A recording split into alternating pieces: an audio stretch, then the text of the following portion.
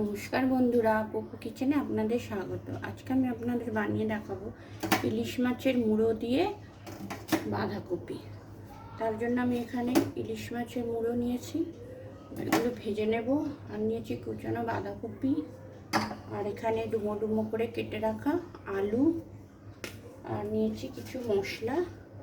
এখানে জিরে গুঁড়ো, হলুদ গুঁড়ো, লঙ্কা গুঁড়ো, এখানে গোটা জিরে, তেজপাতা, স্বাদ মতো চিনি, গ্রেট করে রাখা আদা, কিছুটা পাকা লঙ্কা, আর এখানে একটা টমেটো আমি কুচিয়ে নিয়েছি। কড়াইতে আমি সর্ষের তেল দিয়ে দিচ্ছি।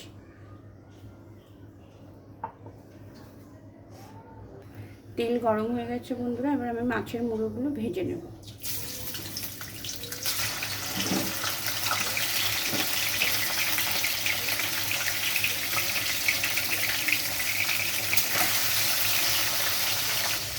মাছের মুড়োগুলো ভাজা হয়ে গেছে, এগুলো আমি তুলে দিচ্ছি।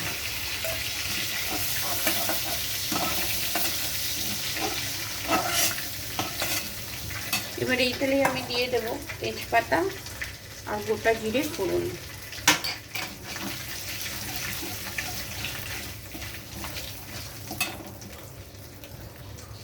এবার আমি দিয়ে দিচ্ছি কেটে রাখা আলুগুলো। আলুগুলো ভাজা ভাজা হয়ে গেছে, আমি এখন পরিমাণ মতো নুন দিয়ে দিচ্ছি। এবার আমি দিয়ে দিচ্ছি এতে গ্রেট করে রাখা আদা আর কিছুটা লঙ্কা। এবার আমি দিয়ে দিচ্ছি গুঁড়ো মশলা, একটু জল দিয়ে গুলো। এবার আমি দিয়ে দেবো কেটে রাখা টমেটো। এবার আমি এতে দিয়ে দেবো কেটে রাখা বাঁধাকপি। কেটে ধুয়ে রাখা বাঁধাকপি আমি দিয়ে দিচ্ছি। বাঁধাকপি দিয়ে কিছুক্ষণ নাড়াচাড়া করে আমি এটা ঢাকা দিয়ে দেবো। সেদ্ধ হওয়ার জন্য আমি এটা ঢাকা দিয়ে দিচ্ছি। কিছুক্ষণ রাখার পর এবার আমি ঢাকনাটা খুলে দেখে নেব বাঁধাকপি সেদ্ধ হবে। বাঁধাকপি আর আলু আমাদের ভালোভাবে সেদ্ধ হয়ে গেছে। এবার আমি এর মধ্যে দিয়ে দেবো স্বাদ মতো চিনি আর নুন হলুদ দিয়ে ভেজে রাখা মাছের মুড়োগুলো দিয়ে আমি এটাকে ভালোভাবে এর সাথে মিশিয়ে নেব।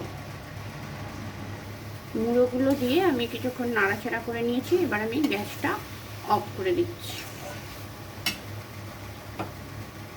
বন্ধুরা, রেডি আমাদের ইলিশ মাছের মুড়ো দিয়ে বাঁধাকপি।